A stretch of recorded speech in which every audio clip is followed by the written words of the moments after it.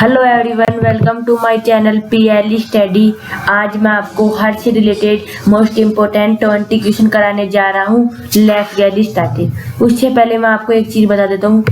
Heart के अंदर सबसे बड़ी आर्टरी होती है एरोटा। ये आपको याद रखना है। ये मैं बता दूँ आपको, एरोटा सबसे बड़ी आर्टरी होती है हार्ट के अंदर, ठीक है। सबसे पहले ब्लड आता है vena cava, superior vena cava से ब्लड आता है राइट एट्रियम। सबसे पहले आता है ब्लड राइट एट्रियम में, ये याद रखना आपको। फिर है ना, ये राइट एट्रियम से राइट वेंट्रिकुलर में जाता है। फिर यहाँ से पंप होके ये पल्मोनरी आर्टरी से लंग्स की तरफ चला जाता है। वहाँ से ऑक्सीजनेटेड ब्लड हो जाता है ये। और फिर ये आता है पल्मोनरी वेन से। पल्मोनरी वेन ये दिख रही होंगी आपको, ये वाली।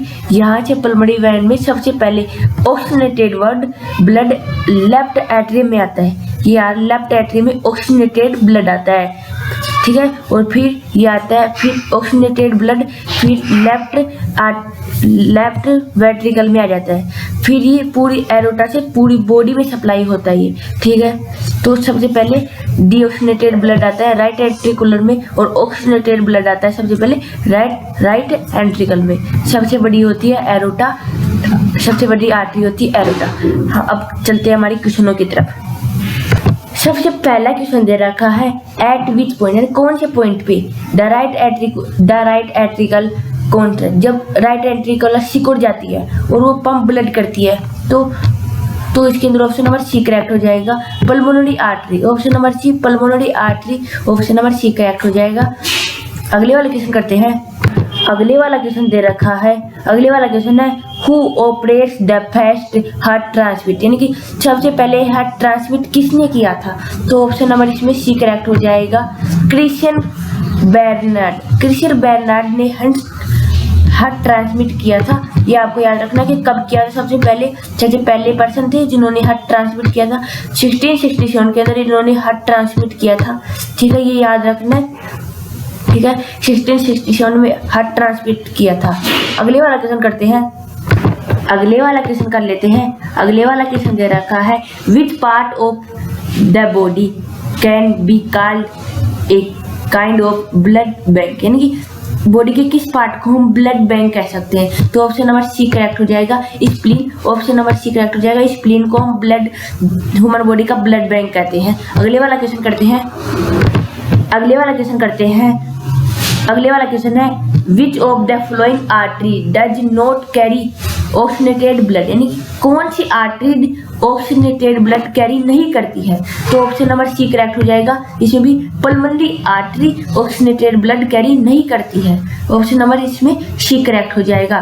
डायग्राम से समझा दूँ, तो यहाँ पे डायग्राम से समझते हैं। ये डायग्राम में दे रखा है, यहाँ पे देखिए, यहाँ पे डीऑक्सीजनेटेड ब्लड सबसे पहले राइट एट्रियम में आता है, फिर राइट वेंट्रिकल में आता है, फिर प्योर होने के लिए लंग्स की तरफ जाता है। तो ये लंग्स की तरफ कौन सी आर्टरी से जाता है, पल्मोनरी आर्टरी से। इसमें इम्प्योर ही ब्लड होता है। तो अगला वाला, अब ये आपको क्लियर हो गया। अब आगे चलते हैं।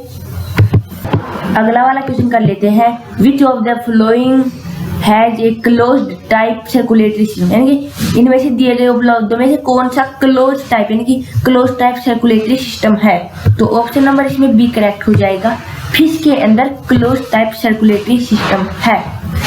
और बी ये है मोस्कला, इसके अंदर ओपन सर्कुलेटरी सिस्टम होता है। अगले वाला क्वेश्चन करते हैं।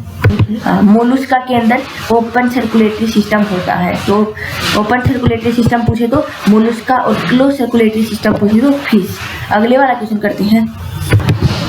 अगले वाला क्वेश्चन दे रखा है, the study of blood circulatory system is called, क्योंकि ब्लड सर्कुलेटरी सिस्टम को हम क्या कहते हैं, इस स्टडी को क्या कहते हैं, ब्लड सर्कुलेटरी सिस्टम की स्टडी को क्या कहते हैं। तो इसलिए ऑप्शन आएगा, ऑप्शन नंबर ए आंसर हो जाएगा एंगियोलॉजी। तो एंगियोलॉजी को हम कहते हैं ब्लड सर्कुलेटरी सिस्टम की स्टडी। अगले वाला क्वेश्चन करते हैं। अगले वाला क्वेश्चन है, by which type of tissue of atrioventricular septum compose, यानी कि कौन सी टिश्यू से एंट्रीवेंट्रिकुलर सेप्टम बना रहता है। तो fibrous option number B correct हो जाएगा। फाइब्रस टिश्यू से बना होता है एंट्रीवेंट्रिकुलर सेप्टम। ठीक है, अगला वाला क्वेश्चन दे रखा है which of these structure is nearest to the atrioventricular node. Atrioventricular node के पास सबसे पास में कौन सा स्ट्रक्चर रहता है? तो इसके अंदर करेक्ट हो जाएगा एंट्रीवेंट्रिकुलर सेप्टम।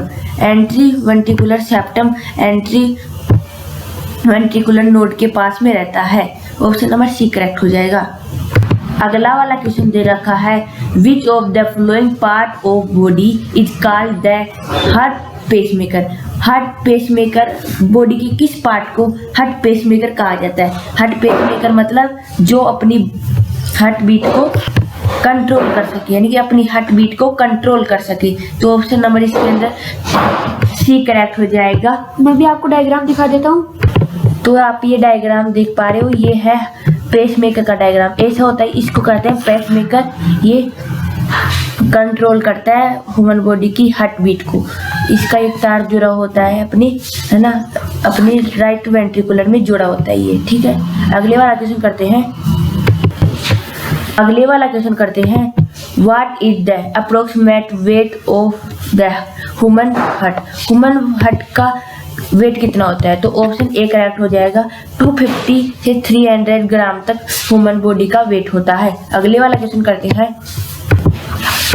क्वेश्चन है which of the following is not a compound of circulatory system. दिए गए उपलब्धों में से कौन सा सर्कुलेटरी सिस्टम का कंपाउंड नहीं है? तो ऑप्शन नंबर बी करेक्ट हो जाएगा। विल्ली कंपाउंड नहीं है सर्कुलेटरी सिस्टम का। ये स्मॉल इंटेस्टाइन के अंदर पाए जाते हैं, फिंगर लाइक स्ट्रक्चर होते हैं। डायग्राम से समझाता हूँ। ये फिंगर लाइक स्ट्रक्चर होते हैं, इधर आप डायग्राम में देख सकते हैं फिंगर लाइक स्ट्रक्चर होते हैं। ये रहे ना, ये फिंगर लाइक स्ट्रक्चर है। अगले वाला क्वेश्चन करते हैं। अगले वाला क्वेश्चन दे रखा है where are produce red blood cells, यानी कि रेड ब्लड सेल्स कहाँ बनती है? तो ऑप्शन नंबर इसमें डी करेक्ट हो जाएगा। बोन नैरो के अंदर रेड ब्लड सेल्स बनती हैं। ये बहुत इंपॉर्टेंट क्वेश्चन है। Red blood cells bone marrow के अंदर बनती है। अगले वाला क्वेश्चन करते हैं। अगले वाला क्वेश्चन दे रखा है a double membrane sac is known as blank protein the human heart. तो इसमें पेरिकार्डियम सही हो जाएगा। ऑप्शन नंबर डी करेक्ट हो जाएगा। ठीक है, ऑप्शन नंबर डी करेक्ट हो जाएगा। अगले वाला क्वेश्चन करते हैं। अगले वाला क्वेश्चन दे रखा है which of the following is the largest artery of human body. Human body की सबसे बड़ी आर्टरी क्या है, कौन सी है? तो aorta. Option number C correct हो जाएगा। मैं आपको स्टार्टिंग में बता चुका हूँ, एरोटा ह्यूमन बॉडी की सबसे बड़ी आर्टरी होती है। अगले वाला क्वेश्चन करते हैं। अगला क्वेश्चन है which compound serve as a door regulate the heart blood flow, यानी कि इसमें option number C A correct हो जाएगा। वाल्स करेक्ट हो जाएगा। ये डोर्स की जैसे काम करता है, ब्लड फ्लो होता है जब। अगले वाला क्वेश्चन है in which of the following access blood is stored and release when there is deficiency, यानी कि ब्लड कौन से पार्ट में ब्लड स्टोर हो जाता है और उसकी कमी होती है जब, तो रिलीज हो जाता है। तो ऑप्शन नंबर इसमें सी करेक्ट हो जाएगा। स्प्लीन के अंदर ब्लड स्टोर होता है और कमी होती है तो रिलीज हो जाता है। अगले वाला क्वेश्चन है। अगला क्वेश्चन है what is the इनएडिक्वेट blood supply in the human body is called. इसका आंसर राइट हो जाएगा इंसैनिमिया। चलो आगे वाले क्वेश्चन में चलते हैं। अगले क्वेश्चन है what is the normal pH of human body. Human body का नॉर्मल पीएच कितना होता है?